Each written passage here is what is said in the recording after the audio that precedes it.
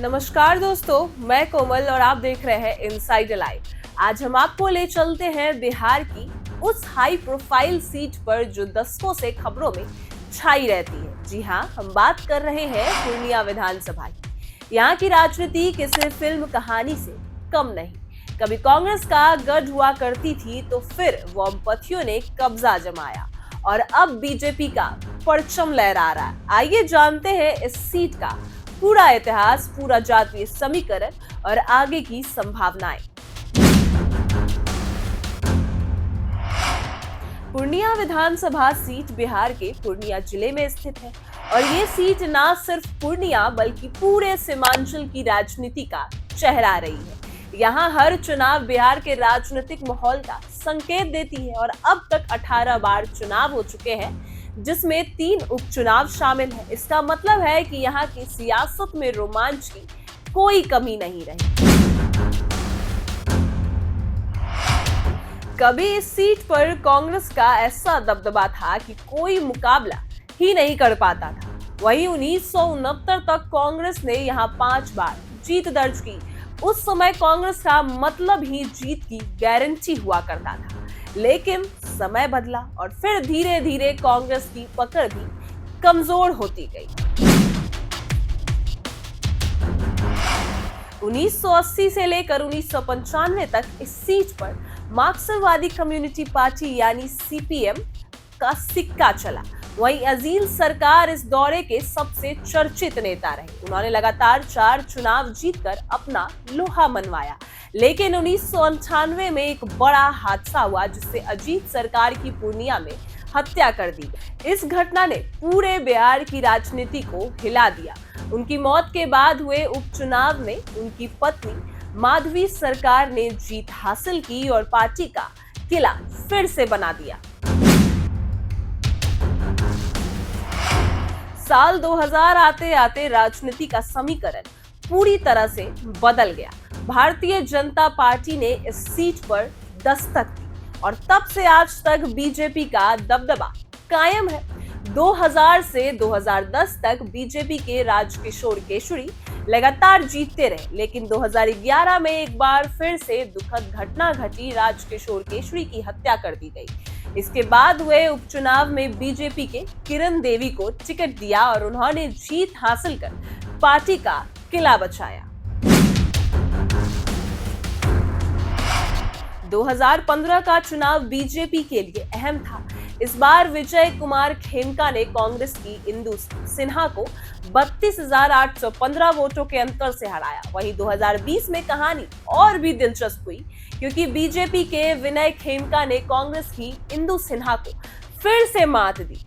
वोटों का आंकड़ा देखे विनय खेमका को 57,757 वोट मिले, जबकि इंदु सिन्हा को 65,603 वोट ही मिले। जीत का मार्जिन रहा 32,154 वोटों का। यानी साफ है कि पूर्णिया विधानसभा सीट पर बीजेपी का दबदबा लगातार मजबूत होता दिख रहा था। अब बात करते हैं यहाँ के सबसे बड़े फैक्टर की, जो है जातीय समीकरण। पूर्णिया में मुस्लिम और यादव मतदाता की जो संख्या है वो अच्छी खासी है और यही कारण है कि आरजेडी को यहाँ पारंपरिक ताकत माना जाता है। लेकिन बीजेपी ने एक अलग रणनीति अपनाई है, क्योंकि ब्राह्मण, राजपूत और भूमियार जैसे स्वर्ण जातियों का साथ साथ ईबीसी यानी अति पिछड़ा वर्ग को भी बीजेपी ने अपने साथ जोड़ लिया और यही समीकरण हर बार बीजेपी को मजबूत बनाता है और जीत भी दिलाता है।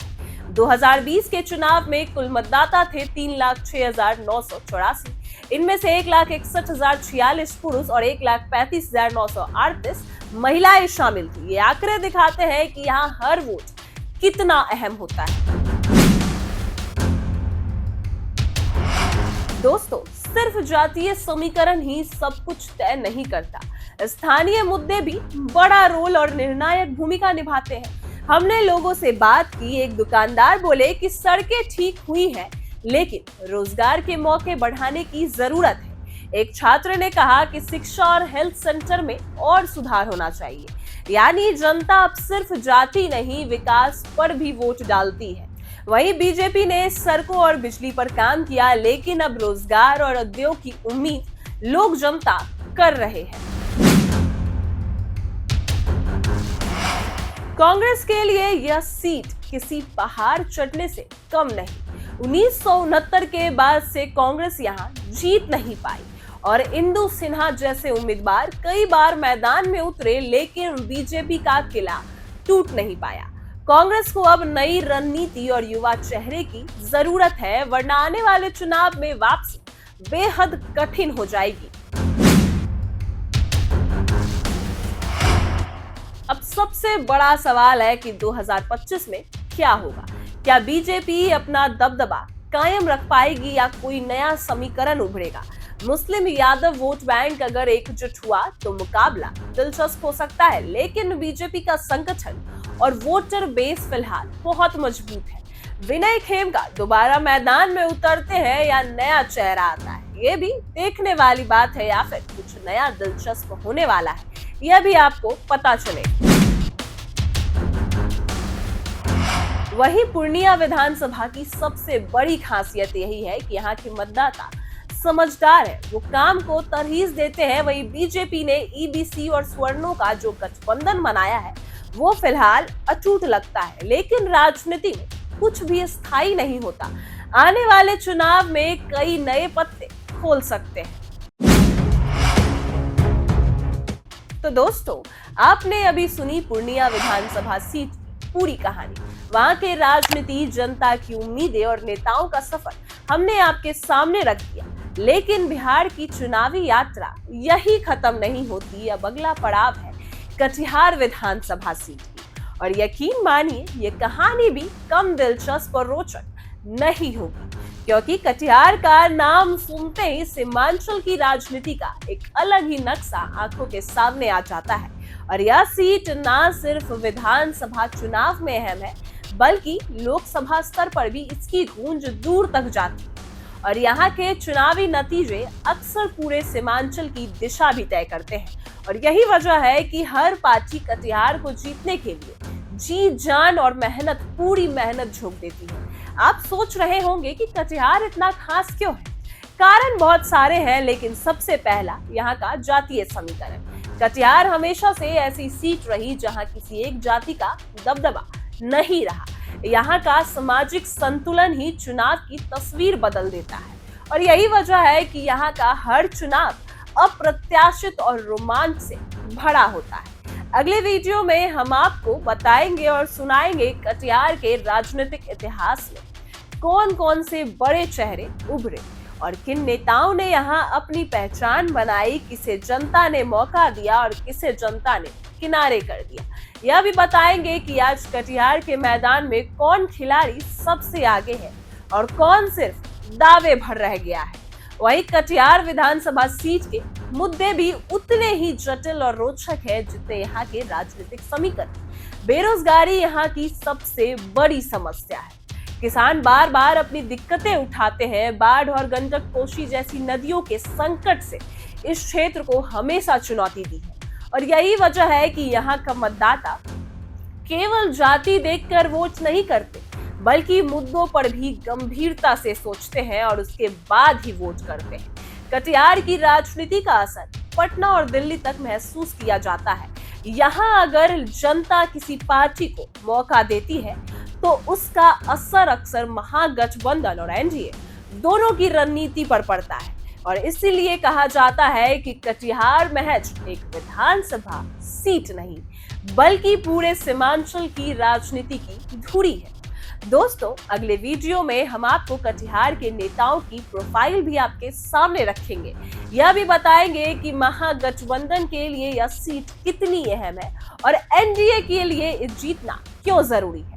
किसकी जमीनी पकड़ ज्यादा है, किसका जनाधार कमजोर हुआ और कौन नए सिरे से अपनी पहचान बनाने की कोशिश कर रहे हैं। इन सब पर हम विस्तार से चर्चा करेंगे, क्योंकि कटिहार की गलियों और चौक चौराहों पर चुनाव का जो माहौल है सबसे अलग होता है, और यहाँ का चर्चा राजनीति पर ही होता है। चाहे चाय की दुकान हो या गांव की चौपाल, हर जगह इस बात की बहस चलती रहती है कि किसे टिकट मिलेगा और किसकी जीत पक्की होगी और किसे नकारा जाएगा। यही वजह है कि कटिहार का चुनावी सफर हमेशा रोमांच और सरप्राइज से भरा होता है। तो दोस्तों, अब तैयार हो जाइए कटिहार विधानसभा सीट की पूरी कहानी सुनने के लिए। अगले वीडियो में हम आपके लिए लेकर आएंगे यहाँ का पूरा राजनीतिक इतिहास, वर्तमान जो समीकरण है और आने वाले चुनाव में सबसे सटीक तस्वीर। आपसे एक छोटी सी गुजारिश है कि अगर आपको हमारा यह प्रयास अच्छा लग रहा हो और चुनावी सफर पसंद आ रहा हो तो इस वीडियो को लाइक करें, शेयर करें और चैनल को सब्सक्राइब करना बिल्कुल ना भूलें। बेल आइकन दबा लीजिए ताकि जब हम कटिहार विधानसभा सीट की कहानी लेकर आए तो उसका नोटिफिकेशन सबसे पहले आपको मिले और आप सबसे पहले देख पाएं। तो दोस्तों, पूर्णिया की कहानी यही खत्म होती है और अब हमारी चुनावी यात्रा बढ़ेगी कटिहार की। यहाँ की राजनीति में कौन चमकेगा, कौन पीछे रह जाएगा और कौन पीछे छूट जाएगा, यह सब हम अगले एपिसोड में बताएंगे। तब तक के लिए जुड़े रहिए हमारे साथ, क्योंकि बिहार की सियासत का हर पड़ाव उतना ही रोचक है जितना रहस्यमयी। धन्यवाद।